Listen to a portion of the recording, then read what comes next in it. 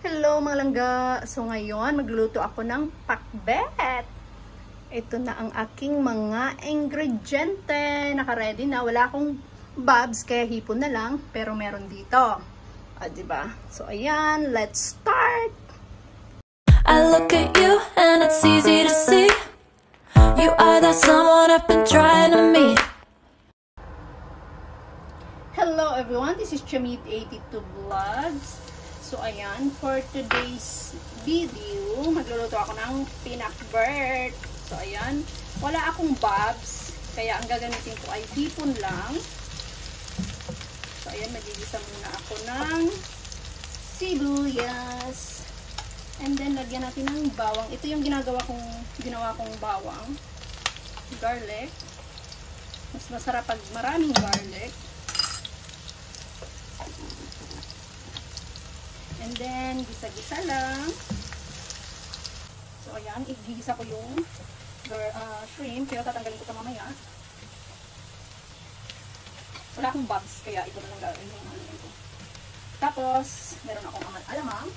Galing pa sa Pinas. At yun ang may babs. Diba?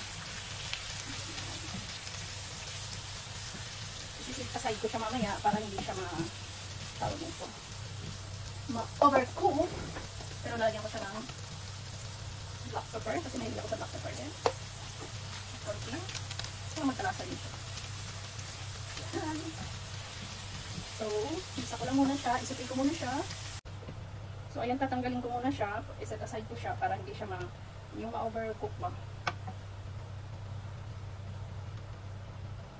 Yan, set aside muna kita dyan. Then, lalagyan ko ng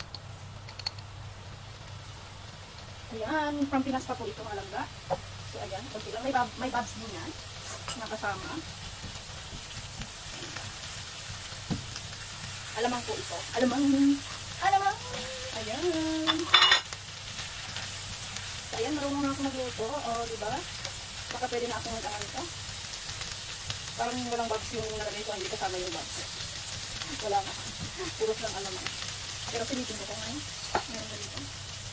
Wala ata. Naubos na ata. Kasi, inaano ko din siya eh. Ayan, ito meron. Ayan, isasali ko to. Diba? May nakuha akong babs. Yung auntie ko yung nagluto. May nahulog. Lagay mo. Yung, ano ba yan? Nahuhulog. Okay lang yan. Malinis naman. Yung kapatid ni Mother Earth, ang nagluto nitong alamang na ito. Nabilisan niya. Nilagyan ng babs. And then, so ayan na. Tapos, lagay ko yung salabas, ha? So,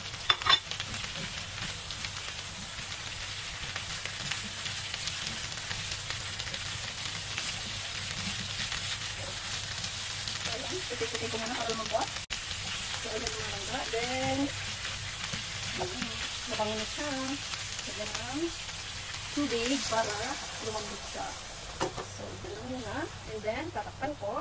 Konting tubig lang naman nilagay ko para lang maluto yung mga gulay ko. So, ayan. Pero lalagyan ko siya ng black pepper. Kasi maganda yung black pepper. So, ayan. Takpan ko muna. So, ayan. Next ko na ito. At ilalagay ko na yung shrimp ko mamaya. Wala akong talong kasi hindi ako mahilig sa talong pag sinasali siya sa gulay.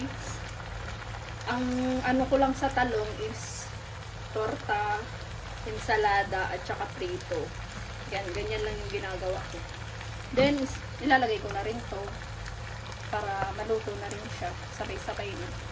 And then, isisimmer ko lang siya ng konti. And then, it's good to go. Nakain na ako ng lunch. So, ayan. We'll see kung ano ang lasa nito. Ayan. Mix. Diba? Hindi ko nilagyan ng talong kasi hindi ako mahilig talaga. Ayan. Nilagyan ko siya ng ampalaya kahit mapait. Pero, carry lang. Pero yung talong, hindi ko siya talaga bet na isama sa mga gulay. Mas gusto ko pa siya yung prito lang. Or either prito, torta, at saka yung pero titikman ko muna kung okay na ba yung lasa. ensaladang talong. Yun, di ba ang sarap nun? Matabang. Lalagyan ko siya nito. Nahatsi ako dun sa black pepper na nilagay ko. So, ayan. And then, simmer ko lang siya. So, ayan ang mga langga, ang aking hakbet. So, ayan, matabang siya. Lalagyan ko siya ng itong ano. Kulang sa asin. Kulang sa pagmamahal. Charot. So, ayan. Luto na. Malapit na maluto. Yung okra, hindi pa. So, pagting simmer pa. So, ayan siya mga langga. O, meron ako. Ayan, merong bobs. Isang ano, isang maliit na hiwa na bobs. Okay lang yan. Ay, diba? Isang simmer na lang at ako'y kain na. So, ayan na ang aking pakbet. Let's try.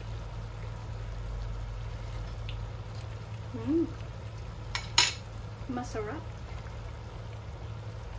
Diba? May ulam na. Pang ilang araw na ulam na. Okay. So, ayan na mga langga ang aking pakbet na hipon. So, ayan, kakain na ako mga langga. Thank you, Lord, for this food.